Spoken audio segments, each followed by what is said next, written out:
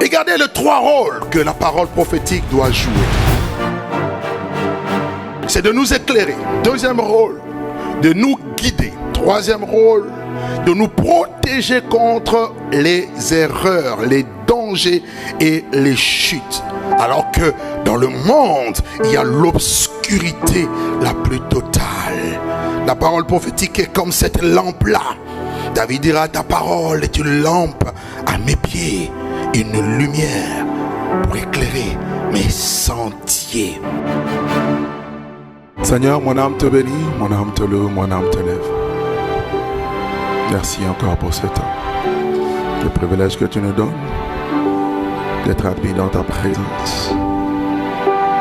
La Bible déclare, nous avons par le moyen du sang de l'agneau une libre entrée dans le sanctuaire par la route vivante et nouvelle qu'il a inaugurée pour nous au travers du voile de sa chair. Oui, ce voile qui a été déchiré lorsqu'il était à la croix, il a crié, tout est accompli. Il a accompli la rédemption éternelle pour nous. Et par la foi, nous pouvons nous approcher du trône par l'Esprit de Dieu avec assurance pour trouver grâce, obtenir miséricorde et être secouru dans nos besoins. Bénis ta parole ce matin. Il est écrit que c'est poussé par l'Esprit que des hommes ont parlé de la part de Dieu. Ce matin, que je diminue et que tu croisses. Je voudrais être simplement ce vase que tu remplis pour communiquer ta pensée fidèlement selon que je l'ai entendu de toi. Pas un mot de plus, pas un mot de moins. Et cela à la gloire de ton nom. Que ta parole sorte avec force, puissance, autorité et vie. Et qu'elle atteigne ses objectifs. Dans le précieux puissant nom de Jésus. Je t'ai ainsi prié. Et ensemble nous disons Amen. Gloire à Dieu. Je vous prie de prendre place dans la présence de Dieu. Merci.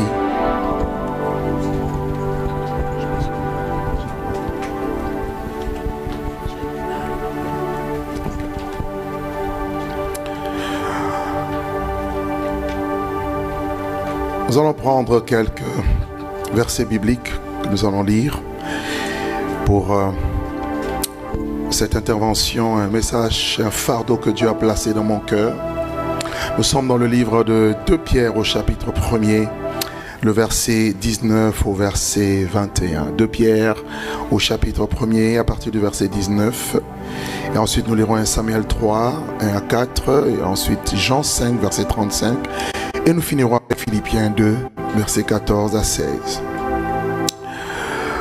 2 Pierre chapitre 1er. Et nous tenons d'autant plus certaine la parole prophétique à laquelle vous faites bien de prêter attention comme à une lampe qui brille dans un lieu obscur jusqu'à ce que le jour vienne apparaître et que l'étoile du matin se lève dans vos cœurs. Sachez tout d'abord vous-même qu'aucune prophétie de l'Écriture ne peut être l'objet d'une interprétation particulière, car ce n'est pas par une volonté d'homme qu'une prophétie a jamais été apportée, mais c'est poussé par l'Esprit que des hommes ont parlé de la part de Dieu. 1 Samuel au chapitre 3, nous sommes au verset 1er jusqu'au verset 4. Le jeune Samuel était au service de l'Éternel devant Élie. Et la parole de l'Éternel était rare en ce temps-là. Et les visions n'étaient pas fréquentes. Et en ce temps-là, Élie, qui commençait à avoir des yeux troubles et ne pouvait plus voir, était couché à sa place. La lampe de Dieu n'était pas encore éteinte. Et Samuel était couché dans le temple de l'Éternel où était l'arche de Dieu. Alors l'Éternel appela Samuel et il répondit, « Me voici. » Jean chapitre 5, le verset 35. Jean était la lampe qui brûle et qui luit, et vous avez voulu vous réjouir 1 heure à sa lumière. Et le dernier texte que nous prenons, c'est dans le livre de Philippiens, au chapitre 2, et nous prenons le verset 14 au verset 16.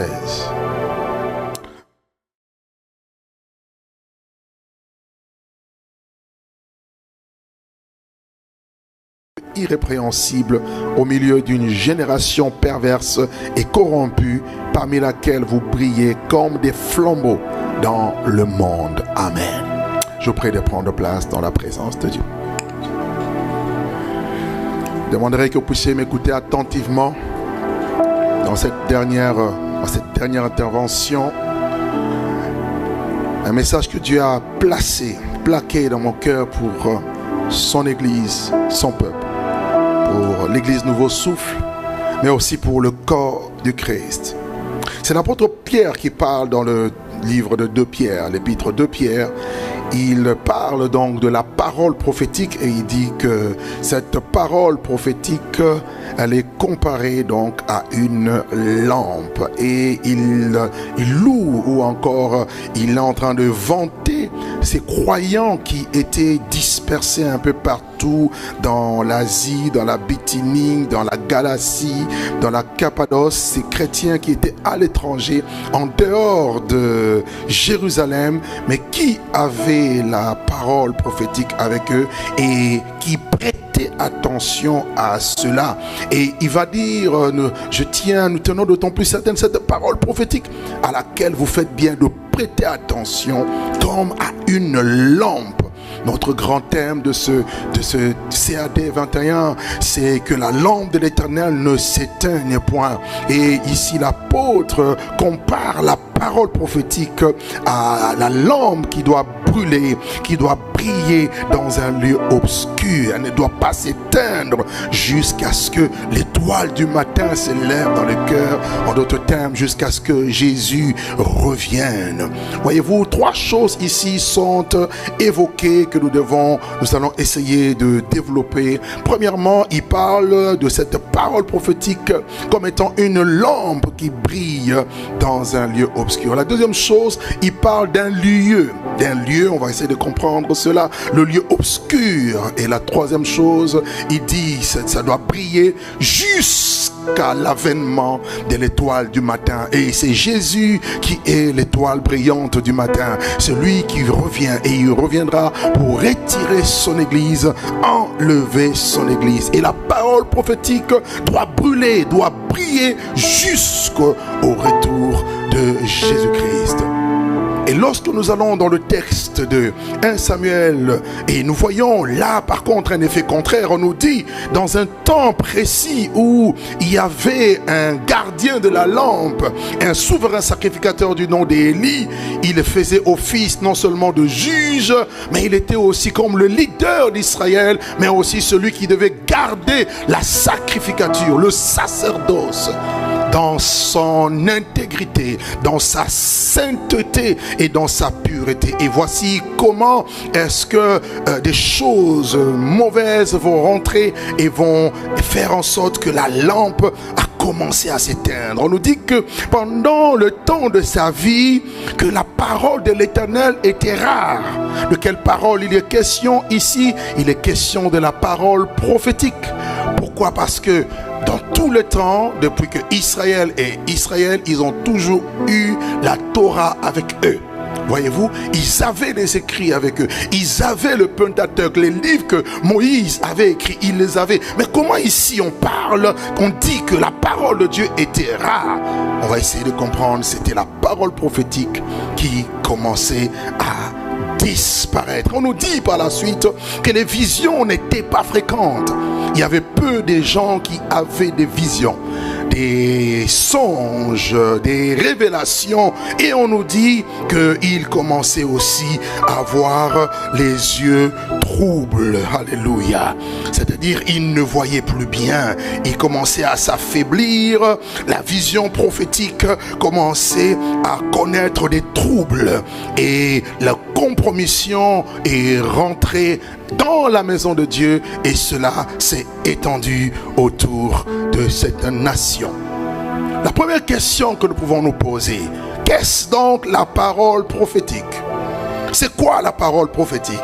Bibliquement parlant, la parole prophétique, c'est la parole inspirée par le Saint-Esprit. Amen. Quand on parle de la parole prophétique, on voit cette parole inspirée par le Saint-Esprit que Dieu envoie, que Dieu donne pour 3 raisons. La première raison, la parole prophétique sert à révéler la volonté de Dieu. La pensée de Dieu. C'est par la parole prophétique que nous connaissons la pensée de Dieu. Nous avons reçu non l'esprit du monde, mais l'esprit de Dieu pour connaître les choses que Dieu nous a données par sa grâce. C'est par la parole prophétique que nous avons la pensée de Christ. Deuxièmement, la parole prophétique sert à éclairer, nous éclairer dans des situations de confusion. Lorsque nous sommes là et nous ne savons pas comment nous orienter, parce que ça arrive à chacun d'entre nous, même l'homme le plus spirituel, de tâtonner.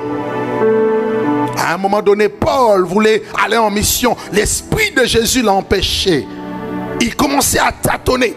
Et Paul reçoit en vision un Macédonien qui lui dit: viens ici et secours-nous. La parole prophétique lui a été révélée en songe. Il a capté et ils sont partis dans cette direction.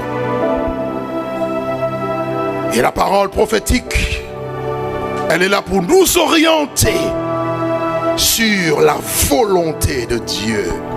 Et laissez-moi vous dire que la volonté de Dieu n'est pas toujours agréable à la chair. Parce que les désirs de Dieu, les désirs de l'esprit sont souvent contraires à ceux de la chair. Toute personne qui veut vivre la volonté de Dieu doit apprendre à renoncer au siècle présent. Toute personne qui veut suivre la volonté de Dieu doit apprendre à crucifier sa chair, à mourir par rapport à ses idéologies et accepter la volonté parfaite de Dieu. Jésus pouvait dire à Pierre: Pierre, quand tu étais jeune, tu te saignais toi-même, tu allais où tu voulais et tu faisais ce que tu voulais. Mais quand tu seras vieux, quelqu'un d'autre te saignera et te conduira où tu ne voudras pas aller. Quelquefois, la volonté de Dieu, pour nous, elle est amère, mais elle est bonne, parfaite et agréable. Mais amère à la chair. Je prie que quelqu'un ici accepte la volonté de Dieu, même si elle déplaît à ta chair, accepte-la et soumets-toi à elle. Alléluia. Et Pierre dit: c'est poussé justement par l'esprit que des hommes ont parlé, ont donné des paroles prophétiques. Ces paroles qui nous sont révélées par l'écriture inspirée, ça veut dire la vérité présente, la nourriture au temps convenable. Et Jésus l'a dit: quel est donc le serviteur fidèle et prudent que le maître aura établi sur ces gens pour leur donner la nourriture au temps convenable. Il y a une nourriture pour chaque temps, pour chaque âge et pour chaque saison. Dans cette saison, sous le plan prophétique, il y a un message que nous devons comprendre. Il y a un son de la trompette qu'on doit capter, qui est lié à notre temps et à notre génération, si nous voulons être des signes pour être cette génération. La parole prophétique peut être une prophétie, une parole de prophétie, une parole de connaissance, une parole de sagesse, une révélation, un songe, une vision que Dieu vient te donner. La parole prophétique ne remplace pas l'écriture, mais elle s'aligne à l'écriture. Elle est connectée, elle est soumise à l'autorité de l'écriture. Elle n'est pas contraire. Si tu viens de me dire: Dieu m'a dit de faire quelque chose qui soit contraire à ça, la parole, excusez-moi, cette parole-là, on doit la juger. Dieu ne se contredit pas. Amen. Regardez les trois rôles que la parole prophétique doit jouer. Premier rôle, ou première fonction de la parole prophétique, c'est de nous éclairer. Deuxième rôle, de nous guider. Troisième rôle, de nous protéger contre les erreurs, les dangers et les chutes. Alors que dans le monde, il y a l'obscurité la plus totale. La parole prophétique est comme cette lampe-là. David dira: ta parole est une lampe à mes pieds, une lumière pour éclairer mes sentiers. Premier rôle, la parole prophétique, Dieu nous la donne dans le but de nous éclairer. Éclairer, enlever les ténèbres, nous faire voir ce qui est caché dans l'obscurité, des choses que nous ignorons. des choses qui existent, mais qui nous empêchent de s'aligner à la volonté de Dieu, à la pensée de Dieu. Je ne sais pas pour vous, mais il m'est arrivé d'être dans des moments de ténèbres. Je ne dis pas vivre dans les ténèbres, mais j'ai dit des moments de ténèbres. Les moments de ténèbres, c'est des moments où tout est sombre, tout est noir. Et dans la vie de chaque enfant de Dieu, il existe des moments où tu passeras dans la vallée de l'ombre de la mort. Mais je voudrais te dire, même dans la vallée de l'ombre de la mort, tu ne mourras pas. Dans la vallée de l'ombre de la mort, son bâton et sa houlette sont là et te rassurent. Tu traverseras la vallée de Baca et elle se transformera en source d'eau. J'aimerais dire à quelqu'un, il arrive des moments où tu es confus. Il arrive des moments où tu es dans l'embarras de choix. Il y a des moments où tu tâtonnes. Tu es comme dans l'obscurité. Tu es comme dans le noir. Tu ne sais pas trop quoi faire. C'est dans ce moment-là qu'il faut consulter Dieu. C'est dans ce moment-là où il faut chercher l'orientation. C'est dans ce moment-là où il faut chercher l'éclairage. Tu dois prendre une décision. Tu dois décider par rapport à ta vie. Tu dois décider par rapport à ton mariage. Tu dois décider par rapport à tes études. J'ai vu des gens venir me voir, mais pasteur, j'ai une sœur qui me dit, j'ai 3 personnes qui me font la cour. Lequel choisir? Non, ne choisis pas en fonction des apparences. Parce que quelqu'un peut avoir une apparence aujourd'hui, mais demain elle peut changer. Mais je te parle de la parole prophétique qui t'a précédé dans le futur et qui revient dans le passé pour t'aider, plutôt dans le présent, pour t'aider à prendre de meilleures décisions. Je prie que quelqu'un ici prenne des meilleures décisions. À partir de maintenant, tu ne te tromperas plus.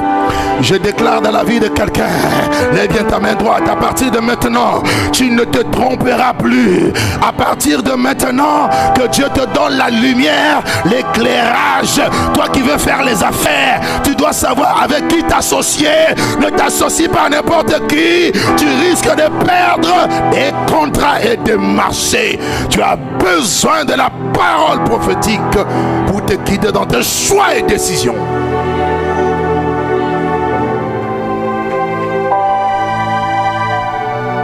Il y a des cadeaux qui peuvent apparaître alléchants, mais c'est des cadeaux empoisonnés qui cachent la mort. Que Dieu te parle. Au-delà des belles paroles de flatterie des gens, demande à Dieu, dois-je monter pour combattre ou pas?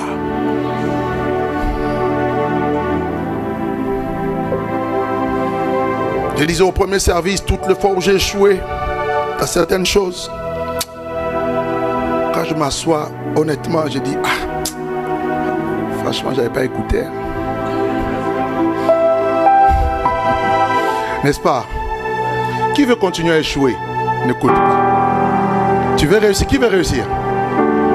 Je vois les mains de ceux qui veulent réussir. Qui veut réussir? Ok, regarde maintenant ton voisin et dis-lui, écoute la parole prophétique.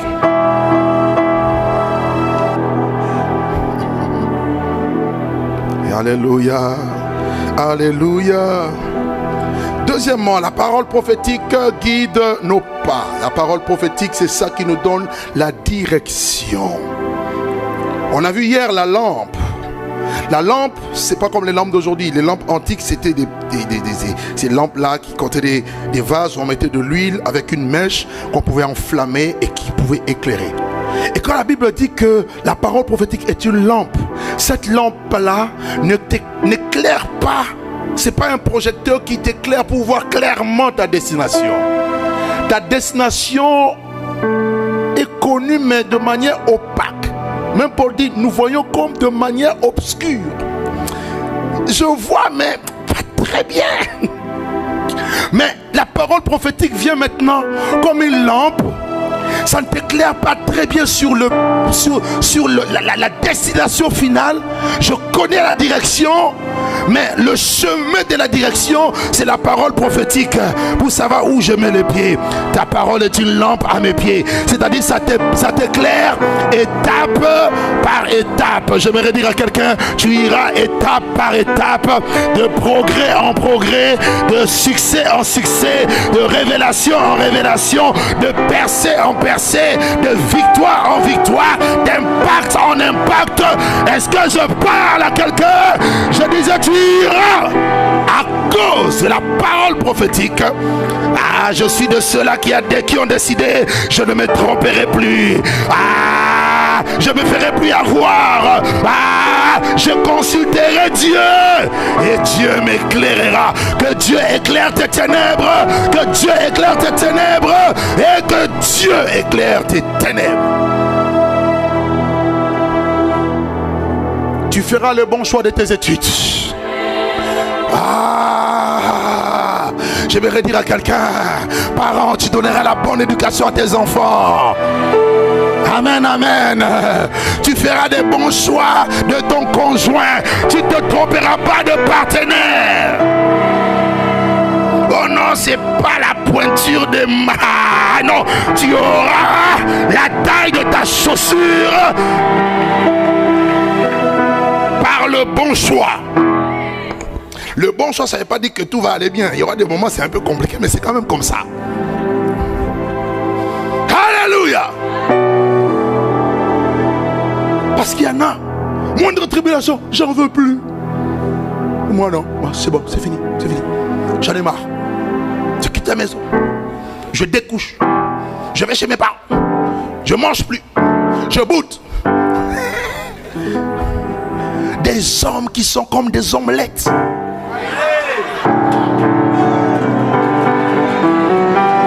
Dis avec moi. Quel rapport entre les conflits et la nourriture? Même si on est en conflit, je mange. Pourquoi je n'ai pas mangé? Si je ne mange pas, c'est que Dieu veut que je ne mange pas. Je veux. Ah, fais comme ça. Si tu fais ça, tu es un... Ah, j'ai rien dit, tu es... Viens avec moi la parole prophétique. Plus tu es fidèle à la parole prophétique, étape par étape, ça t'éclaire et ça t'amènera sûrement à la destination. Et la destination, c'est rencontrer l'étoile du matin. Tu ne te tromperas pas, tu dois les rencontrer. Si la finalité de tout ce que nous faisons, nous ratons Jésus, nous ratons le ciel, nous avons couru en vain. Alors ne cours pas en vain. Troisièmement, la parole prophétique nous protège contre les dangers, les erreurs et toute forme de chute. Parce que nous sommes comme dans le noir de l'obscurité. Quand tu marches, imagine que tout est ténèbres, noir autour de toi. C'est l'obscurité profonde. Et si tu... Jésus dit, celui qui marche dans les ténèbres, il ne sait pas où il va. Parce que les ténèbres ont aveuglé ses yeux. Mais lorsque tu as la lampe de la parole prophétique, tu sais là où tu mets le pied. Tu sais voir que là il y a un danger, il y a un rocher, tu vas te heurter, tu vas te faire mal. Tu vas voir que là il y a un trou. Si tu ne fais pas attention, tu peux tomber. Il y a un ravin. Donc la parole prophétique t'évite les pièges de l'ennemi. Oh, beaucoup de personnes se sont fait avoir parce qu'ils ont négligé la parole prophétique. Beaucoup de personnes ont commis tellement d'erreurs. Il y en a qui ont laissé des blessures entrer dans leur cœur parce qu'ils ont négligé la parole prophétique. D'autres même se sont égarés loin de la vérité parce qu'ils ont négligé la parole prophétique. Elle sert d'avertissement. Amos chapitre 3 verset 7, la Bible déclare ceci: le Seigneur l'Éternel ne fait rien sans avoir révélé son secret à ses serviteurs les prophètes, c'est-à-dire à ceux qui sont prophétiques. Dieu les révèle des choses. Tu ne seras pas surpris par les événements. Les surprises arrivent, mais tout ne sera pas surprise dans ta vie. Tu seras averti. Je prie que la grâce de l'avertissement soit en chacun d'entre vous. La Bible dit, Dieu parle cependant tantôt d'une manière, tantôt d'une autre, mais souvent nous n'y prenons pas garde. Il parle par les songes, par des visions nocturnes, lorsque nous sommes profondément couchés dans notre couche, et il nous donne des instructions. C'est là qu'il nous dit des choses. Mais quand tu ne prêtes pas attention, tu es surpris. L'ennemi ne te surprendra plus. Aucun événement malheureux ne te surprendra.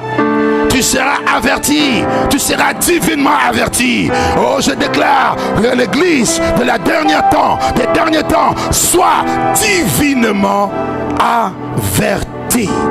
Sois comme le fils d'Issachar. Ah, y a-t-il des fils d'Issachar ici? Les fils d'Issachar ici? Y a-t-il la génération de Samuel ici? Alléluia! Les fils d'Issachar savaient discerner le temps pour savoir ce que Israël devait faire. Sache discerner, sache discerner. Tu éviteras beaucoup de problèmes, beaucoup d'erreurs. Amen. Quand la mort voudra frapper à ta porte, tu seras averti. Écoutez, je vais vous donner un exemple de ce qui m'est arrivé. C'était dans les années, je crois, 2014. J'ai été invité pour aller prier pour un footballeur professionnel, un jeune que j'affectionnais, qui habitait, qui jouait en Malaisie. J'ai pris le vol avec, j'ai oublié la compagnie, je crois que c'était KLM pour l'aller. Et je vais faire 4 jours. Je suis arrivé là-bas un mardi matin et j'étais censé quitter vendredi pour rentrer et faire mon culte à l'église le dimanche. J'y vais, tout se passe très bien. Et on se rend compte qu'il y avait une erreur dans le billet de retour. Dieu a fait en sorte que mon billet de retour soit mis pour le dimanche soir. Donc j'allais rater le culte. Et j'étais un peu dérangé. L'église venait de commencer, c'était un peu compliqué. Et alors j'ai tout fait, j'ai demandé à ce que mon billet soit changé pour que je rentre le plus tôt possible à Paris. Écoutez très bien, histoire vraie. On fait des recherches pour trouver des billets d'avion. On trouve un billet d'avion avec Malaysia Airways qui devait passer par, qui devait faire Kuala Lumpur, Beijing, c'est-à-dire en Chine, Pékin, et de Pékin à Paris. Au moment où on était prêt de prendre, j'étais en train de prier, mon cœur était dérangé. Alors, j'étais quand même, je me dis, il faut quand même que je rentre. Mais en même temps, j'étais un peu partagé. Et puis, le garçon qui m'a invité me dit, mais pasteur, pourquoi tu es aussi pressé de partir comme ça? Reste seulement, ils vont gérer là-bas. Reste. Quand il parlait, je me suis dit, je sens que c'est la voix de Dieu qui me parle. J'ai dit, ok, on cancelle le billet. Il voulait prendre, on a annulé. Figurez-vous, c'est le vol Malaysia Airways qui s'est caché. Jusqu'aujourd'hui. Je sais de quoi je parle. Si tu n'écoutes pas la voix prophétique, le pire peut t'arriver. Dieu m'a épargné parce que j'ai écouté la voix prophétique. Dieu t'épargnera de chutes. Les gens feront des complots. On mettrait un poison dans une assiette. Ce jour-là, tu auras la diarrhée, tu n'iras pas. J'ai pas entendu toi, amen. Maintenant, toi, quand tu as la diarrhée, au lieu de rendre grâce à Dieu pour la diarrhée, c'est une diarrhée qui t'a épargné l'empoisonnement. Tu es fâché. C'est quoi cette diarrhée-là? Oh, que Dieu donne les diarrhées à certaines personnes pour les éviter les empoisonnements. Alléluia. Non, ton amen est faible. Alléluia. Lève ta main, dis la parole prophétique.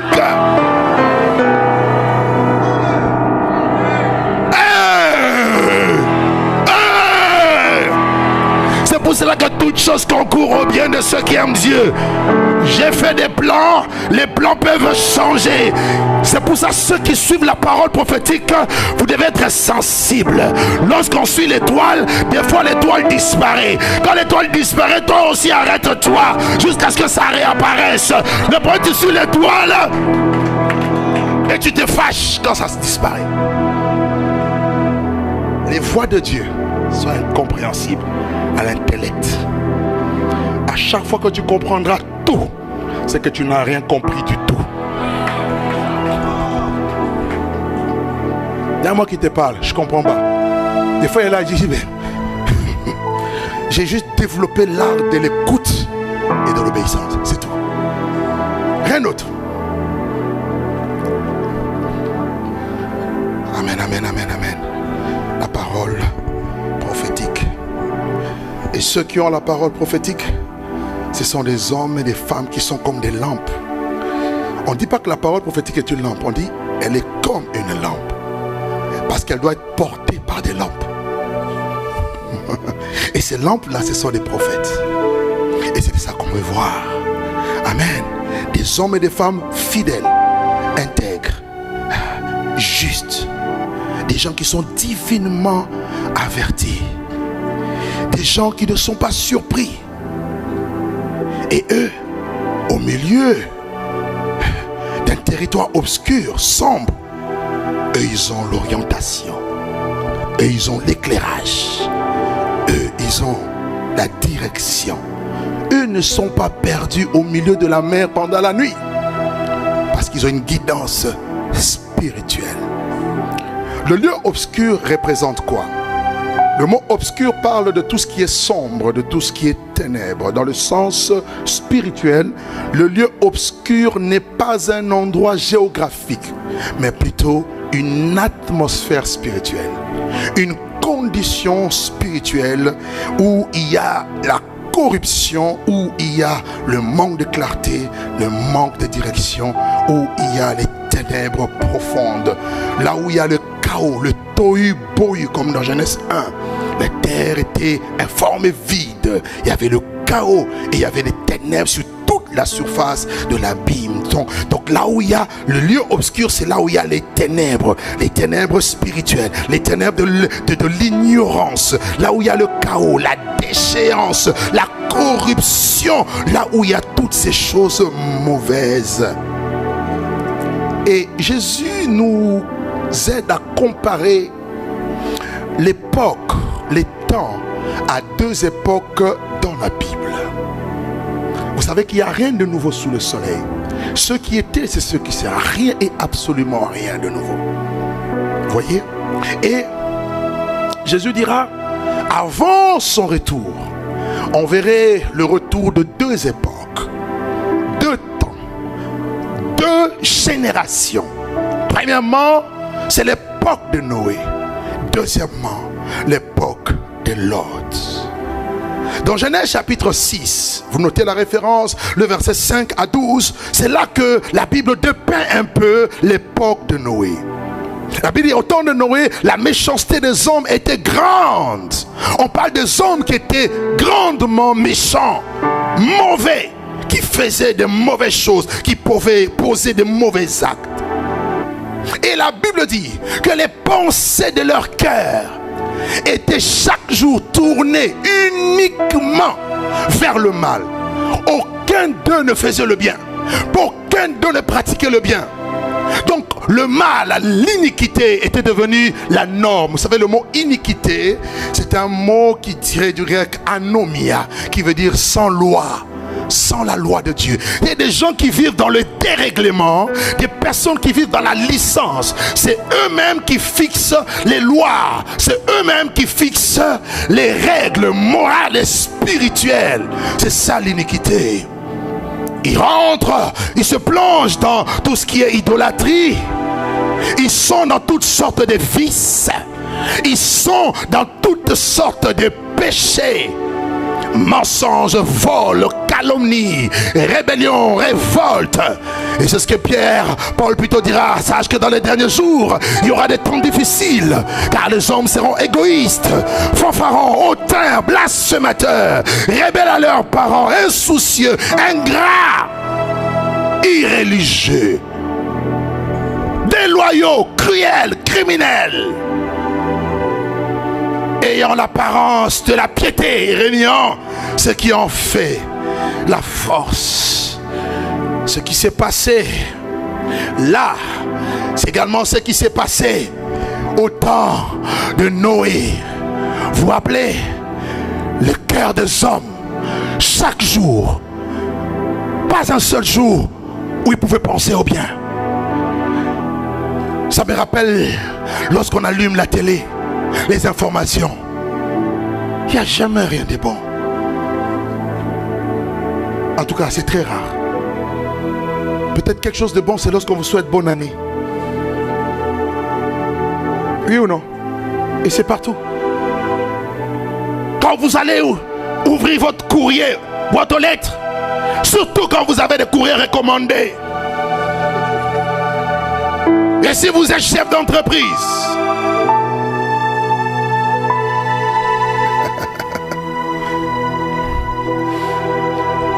no comment.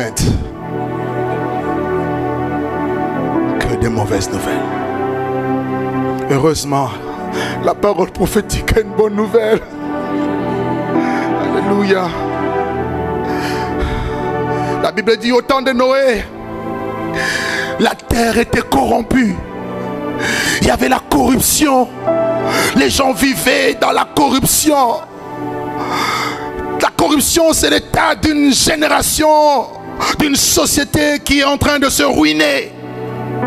Il y a des ruines sur le plan moral, sur le plan éthique, sur le plan spirituel.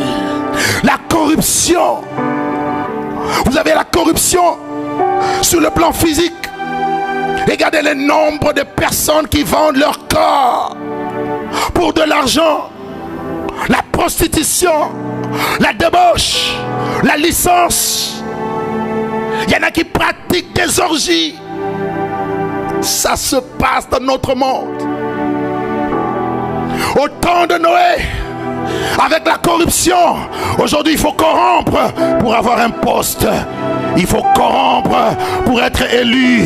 Il faut corrompre. Jeune fille, ne va pas vendre ton corps pour avoir un diplôme. Ne va pas vendre ton corps pour avoir un poste à responsabilité dans une entreprise. Jeune fille, ne va pas te souiller à cause des biens périssables. Il faut corrompre pour avoir des contrats. Il faut corrompre pour avoir un appartement. Il faut corrompre pour avoir des papiers. Mais ne corrompez pas pour vous connecter en Wi-Fi.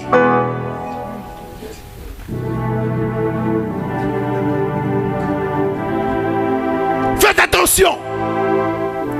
Le monde est sur une pente glissante.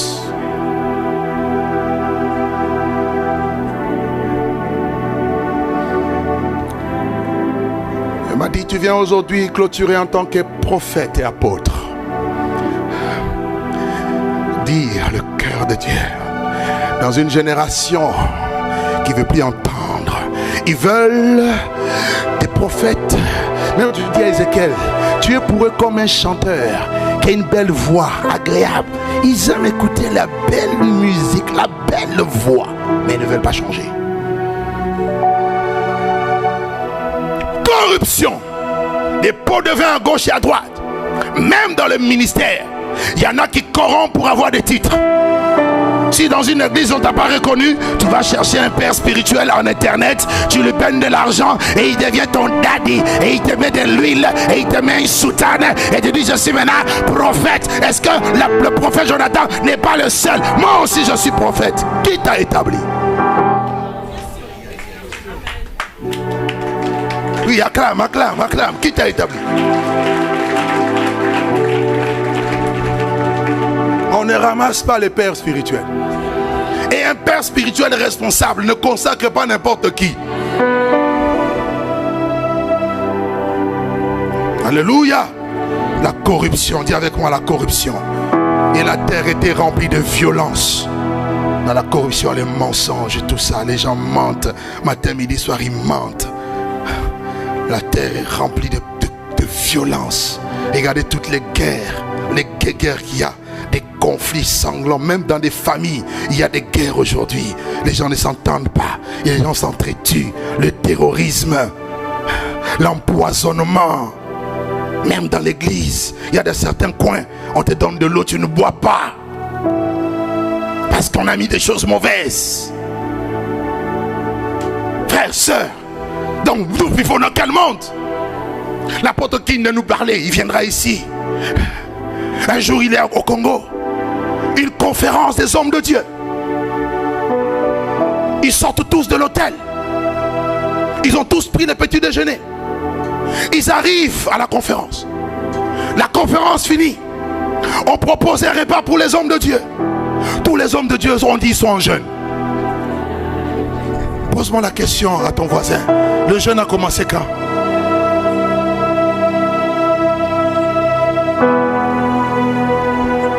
Frères et sœurs, c'est ça notre monde. Ça crée la méfiance et une déconnexion. Et l'amour s'éteint. Parce que l'iniquité se sera accrue. L'amour du plus grand nombre se refroidira. Non, j'ai ma bouteille d'eau. J'ai le prophète Jonathan en bois.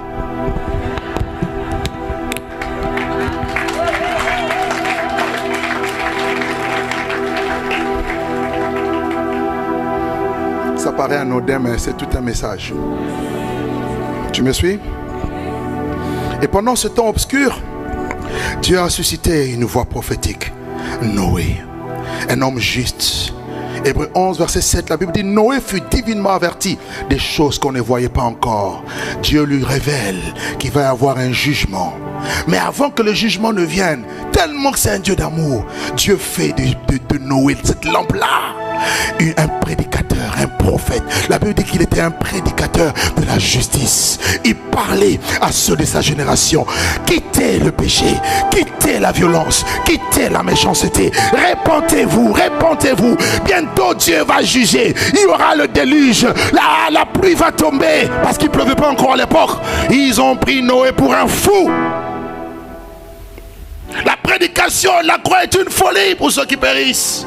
Ces gens étaient condamnés à la perdition parce qu'ils ont refusé d'écouter la voix prophétique. Selon l'histoire, on nous dit que sa prédication a duré près de 300 ans. 300 ans de prédication, selon l'histoire. Mais 8 personnes seulement furent sauvées. Parce que les autres ont fermé leur oreille à la voix prophétique qui brillait comme une lampe dans un lieu obscur. 2 Pierre 2, verset 5, la Bible dit: Noé, ce prédicateur de la justice, il prêchait la droiture dans un monde des impies jusqu'à ce que le jugement vienne. Deuxième époque, c'est l'époque de Noé, de Lot. Lot qui vivait dans les contrées de Sodome et Gomorrhe, des villes considérées comme maudites. Genèse 13, verset 13, la Bible dit ceci: les gens de Sodome étaient méchants et des grands pécheurs contre Dieu. On retrouve le même portrait de la méchanceté du temps de Noé au temps de Lot. Mais à la différence, c'est que eux, ils ont un bonus. Le bonus du temps de Lot, c'est que les gens vivaient vraiment dans le dérèglement. Les hommes couchaient avec les hommes, les femmes couchaient avec les femmes. L'homosexualité était devenue la norme.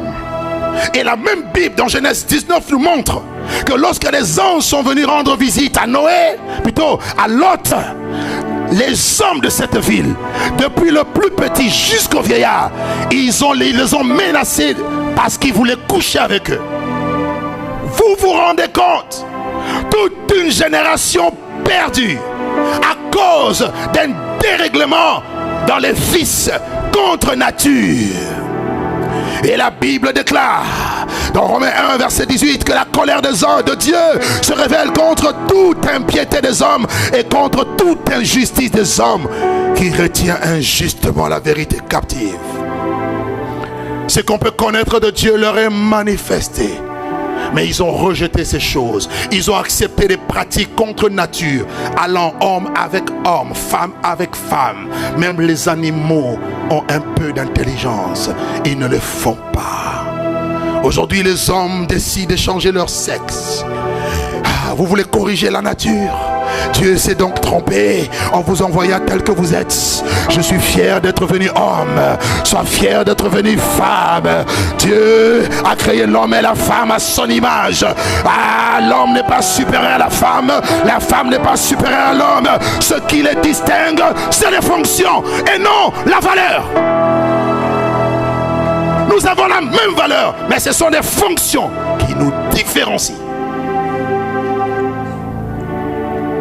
Je me sens pas bien dans ma peau. J'ai l'impression que je suis un homme. Et te voilà faire la chirurgie esthétique. On t'a piqué des hormones. On t'a fait tout ce qu'on fait. Et voici, tu commences à avoir maintenant une voix d'homme. Et un jour, il a dit quoi? Chasser le naturel. Et un jour, tu parles, on entend la voix féminine. Oh!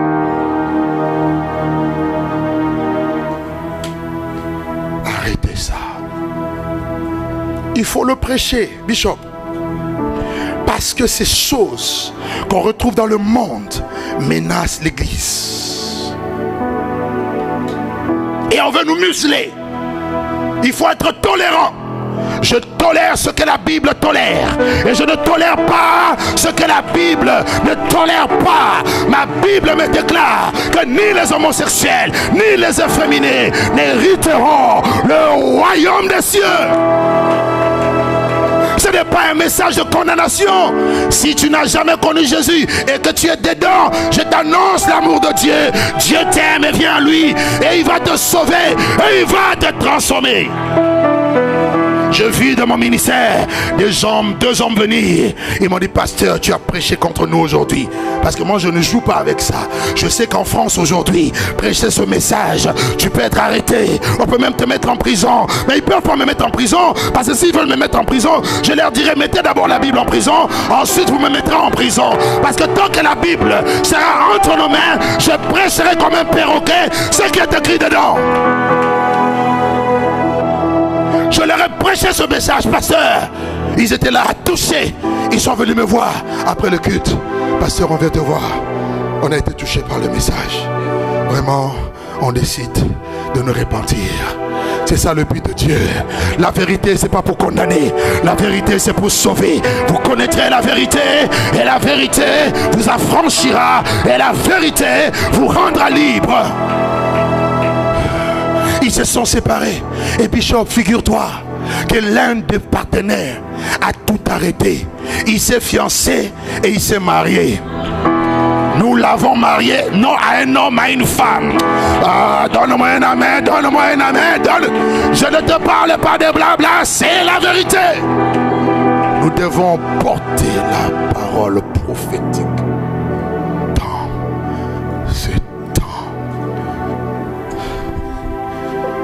De Pierre 2, verset 7, la Bible dit, Lot, le juste, il était profondément attristé de la conduite de ces hommes sans frein dans leurs dérèglements, car ce juste qui habitait au milieu d'eux tourmentait journellement son âme juste à cause de ce qu'il voyait et entendait de leurs œuvres criminelles.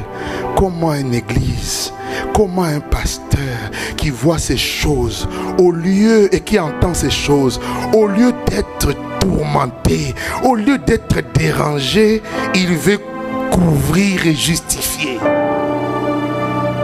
Tu as perdu la lampe.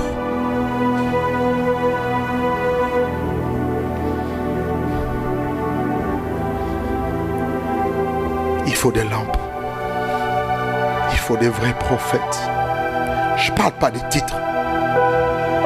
Je parle des lampes qui portent la parole prophétique. Pour dire, de la même manière, Sodome et Gomorrhe ont été jugés. Dieu a envoyé une pluie de feu et de souffle. Vous imaginez une pluie? C'est du feu et du souffle pour consumer les hommes faits à l'image de Dieu. C'est Dieu qui envoie ses jugements. Toi qui dis non, Dieu est tellement rempli d'amour. Oui, c'est un Dieu d'amour, mais un Dieu juste. Viendra un temps où sa patience touchera à sa fin. Et il jugera le monde.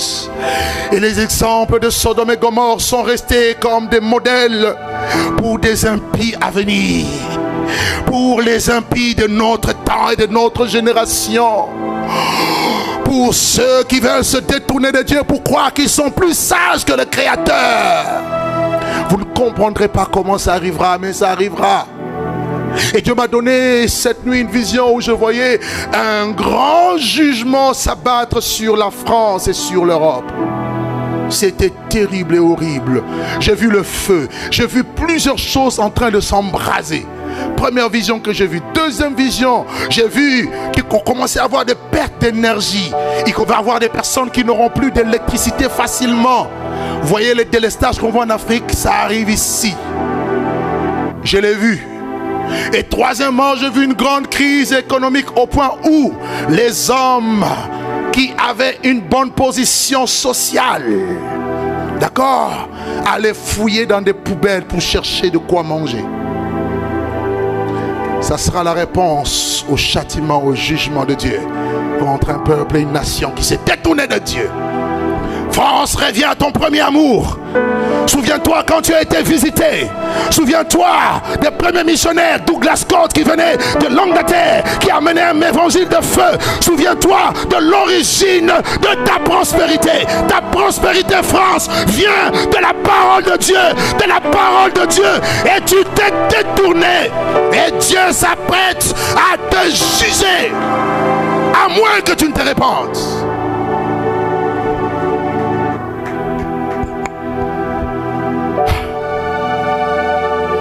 Des lampes.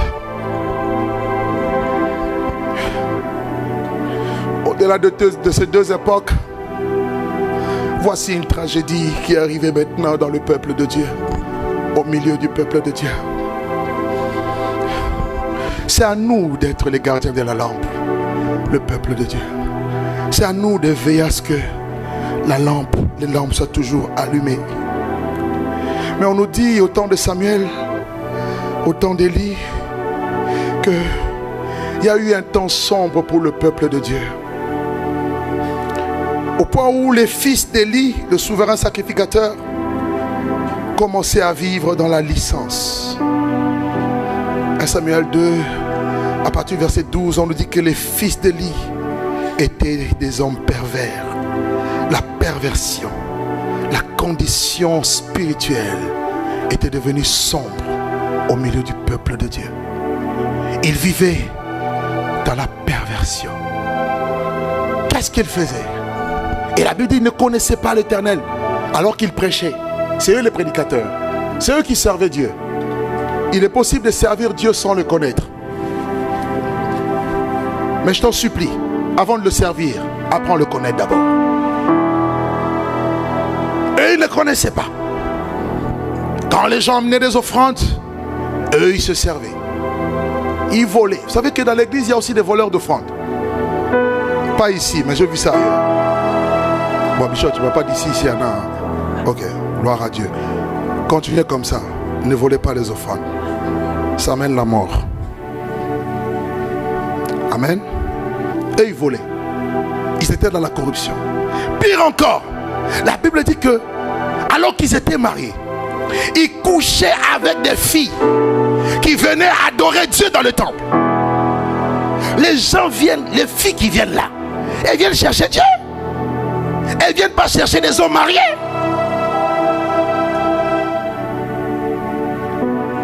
Vous, fils d'Élie, vous, prédicateurs d'aujourd'hui, prophètes, apôtres, pasteurs, chantres, parce que vous avez du succès, de la notoriété, parce que les filles vous regardent.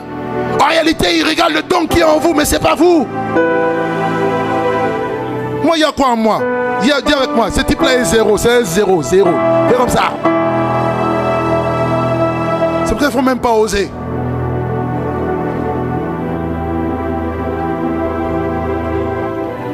Pasteur Jonathan, tu sais que tu es un beau gosse. J'aimerais bien avoir un mec comme toi. Tu veux, il faut lui donner un coup de poing, ouais.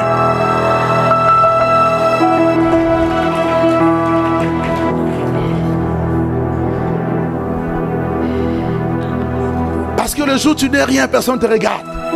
Le jour où tu commences à briller un peu, tu commences à... que je diminue et que Jésus croisse. Combien aujourd'hui on fait du ministère, de la grâce de Dieu, un moyen de pouvoir coucher avec des filles, de coucher avec des hommes, de faire tout et n'importe quoi. Vous avez même des prédicateurs, avant de prêcher, qui font des choses abominables avec des escort girls. Je vous assure, c'est horrible. Il faut dire ces choses parce que c'est la vérité.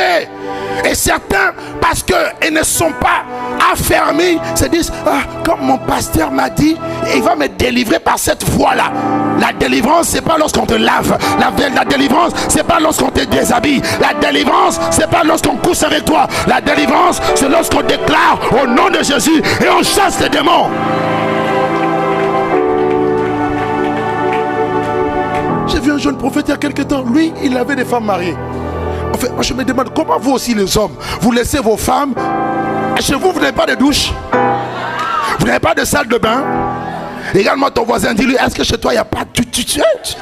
Dis-lui, lave-toi un peu chez toi. Dis-lui, lave-toi chez toi. Parfume-toi chez toi.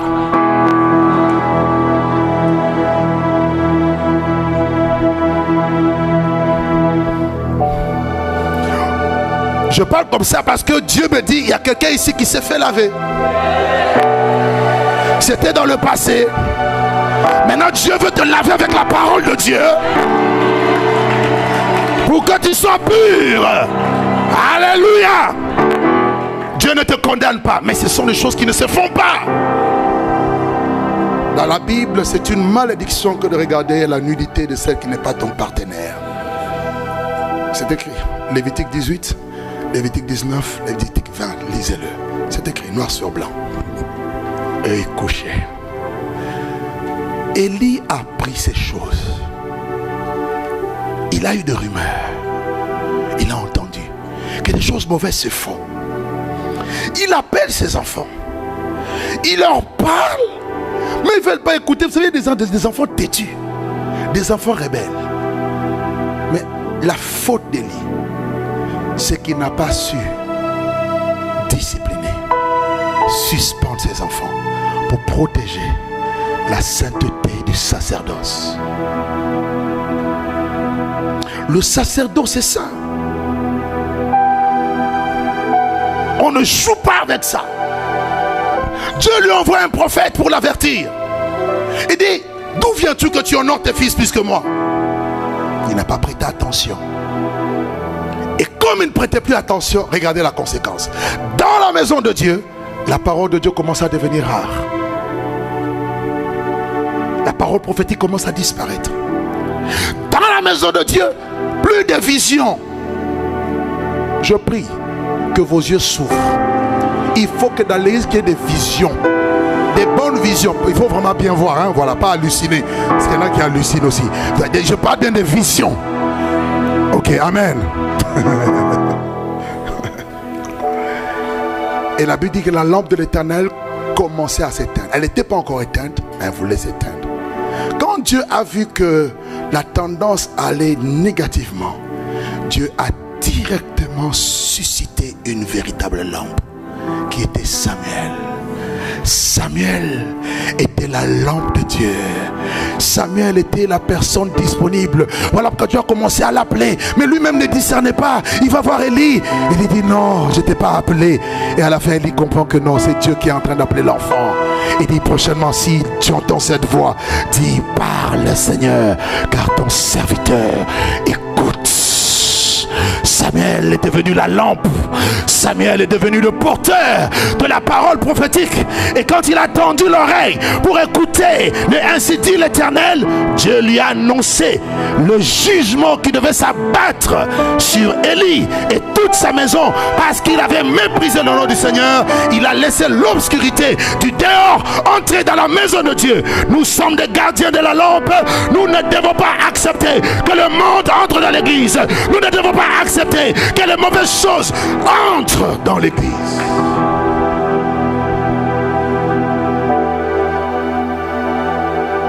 Et au réveil, Samuel lui a dit ce qu'il a vu.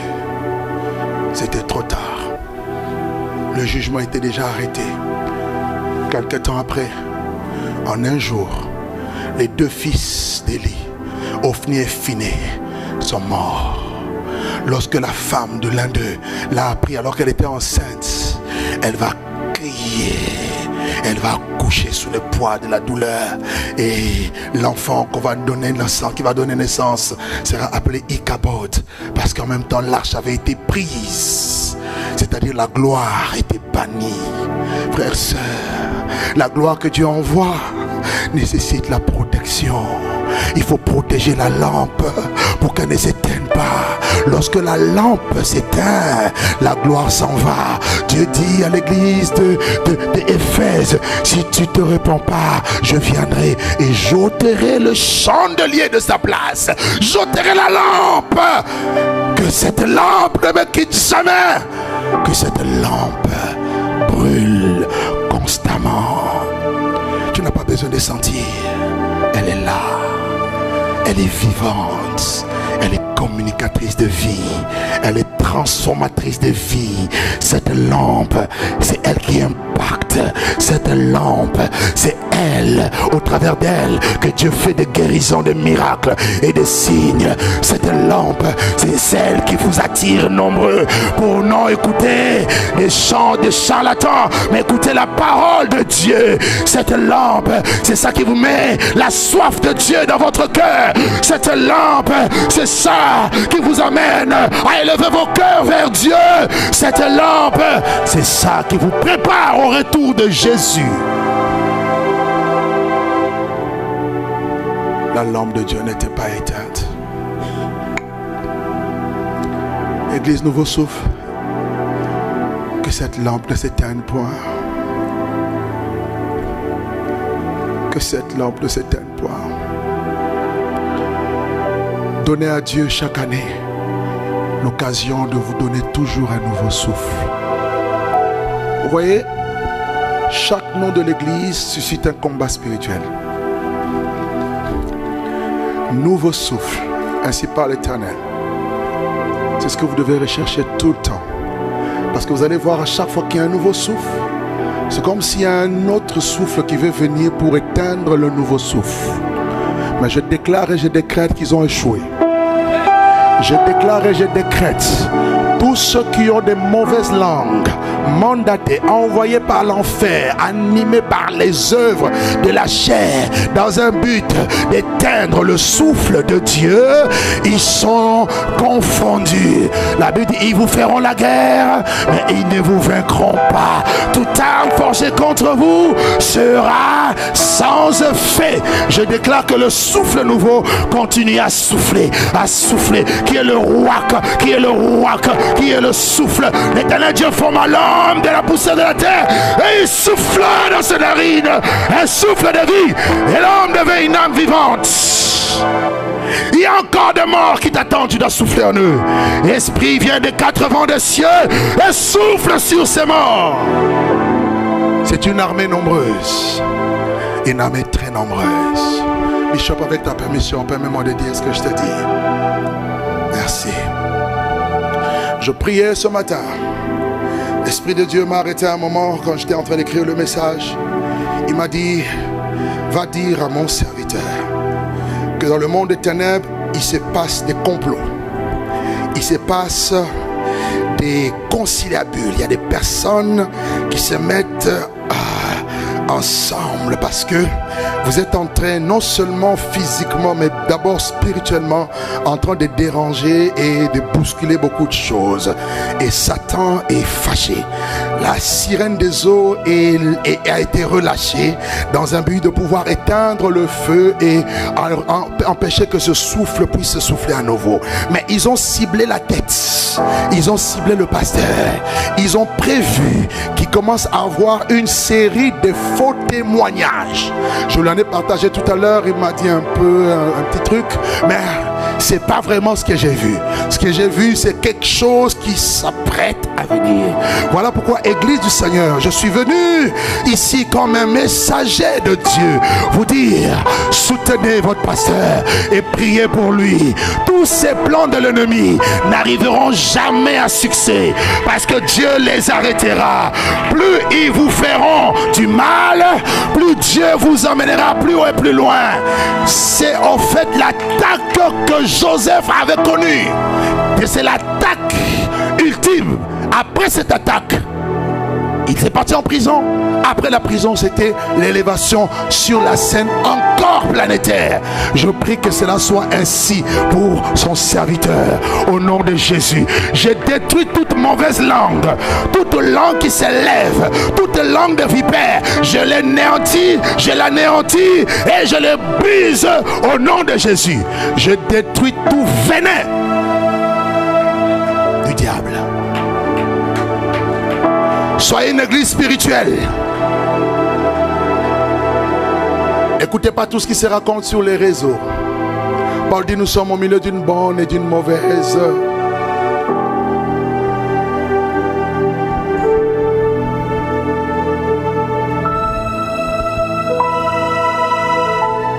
Ah, France, reviens à ton premier amour. Alléluia. Bishop, tu es béni. Rien ne va te toucher. Rien. Maman H, soyez tranquille. Si Dieu l'a dit, c'est parce qu'il a déjà déjoué ça. Mais il faut que vous le sachiez quand même. Pour que vous priez aussi pour ça, contre ça. D'accord? Amen, amen. Amen, amen. Amen, amen.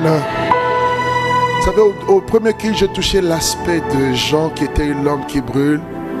Mais je sens dans mon cœur, il faut que je m'arrête là. Jean était l'homme qui brûle. Il y avait aussi la corruption en son temps. Mais il n'a pas arrêté de prêcher la vérité. Cela a mené des combats. Il est parti à contresens. Il marchait à contre-courant. Mais il portait le flambeau de Dieu. Église, tout le monde ne vous acclamera pas. Tout le monde ne vous célébrera pas.